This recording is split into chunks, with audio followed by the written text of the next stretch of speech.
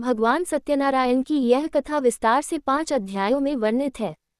यह न केवल एक धार्मिक अनुष्ठान है, बल्कि सत्य के प्रति समर्पण और अहंकार के त्याग का जीवन दर्शन भी है। यहाँ इसका विस्तृत स्वरूप दिया गया है। प्रथम अध्याय, श्री नारायण और नारद संवाद। प्राचीन काल में नैमिषारण्य तीर्थ में शनकादि 88,000 ऋषियों ने पुराणवेता सूत जी से पूछा, हे प्रभु, इस कलिकाल में वह कौन सा उपाय है जिससे मनुष्य के मन की इच्छाएं पूरी हों और उसे सांसारिक कष्टों से मुक्ति मिले। सूत जी ने कहा, ऋषियों, यही प्रश्न देवर्षि नारद ने भगवान विष्णु से किया था।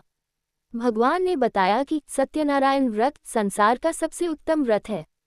जो मनुष्य सत्य को ही भगवान मानकर सत्य आचरण रखते हुए श्रद्धा से पूजन करता है, उसके घर में धन धान्य की कभी कमी नहीं रहती।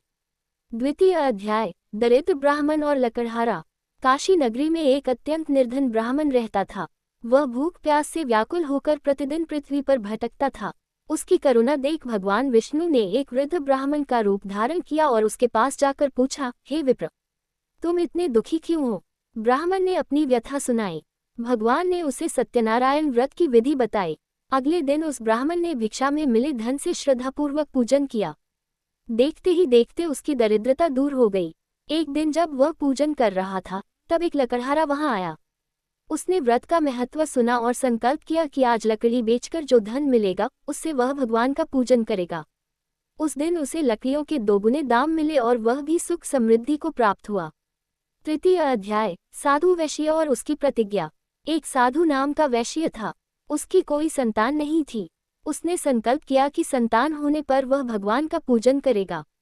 कुछ समय बाद उसकी पत्नी लीलावती ने एक कन्या को जन्म दिया, जिसका नाम कलावती रखा गया। पत्नी ने व्रत की याद दिलाई, लेकिन वैश्य ने कहा कि पुत्री के विवाह के समय करेंगे। विवाह भी हो गया, पर वैश्य ने व्रत नहीं किया। इससे भगवान रुष्ट हो गए। वैश्य अपने दामाद के साथ रत्नपुर राज्य में व्यापार करने गया। वहां राजा चंद्रकेतु के महल में चोरी हुई। चोरों ने राजा के सिपाही से बचने के लिए धन वैश्य की दुकान में छिपा दिया।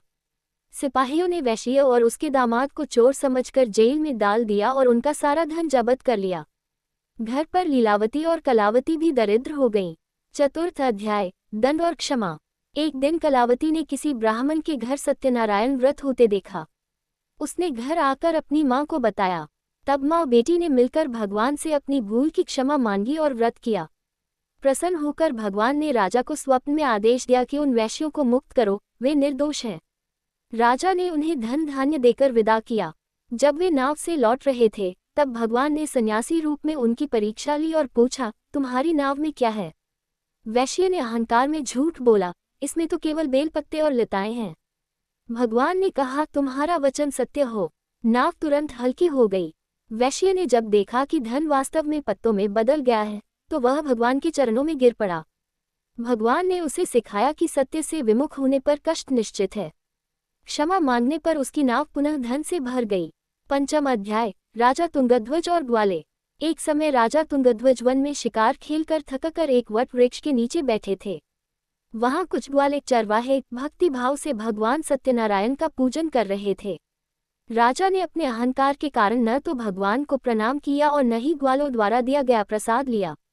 जब राजा अपने महल पहुंचे तो देखा कि उनका पूरा राज्य नष्ट हो चुका है और उनके 100 पुत्र मृत्यु को प्राप्त हुए हैं। राजा को तुरंत अपनी भूल का एहसास हुआ। वे वापस उसी वन में गए, ग्वालों के पास बैठकर विधि विधान से पूजा की और प्रसाद ग्रहण किया। भगवान की कृपा से उनके पुत्र जीवित हो गए और उनका राज्य वापस मिल गया। इस प्रकार कहानी संपूर्ण हुई। बोलो सत्यनारायण भगवान की जय। कहानी सुनाने वालों का भी भला, कहानी सुनाने वालों का भी भला।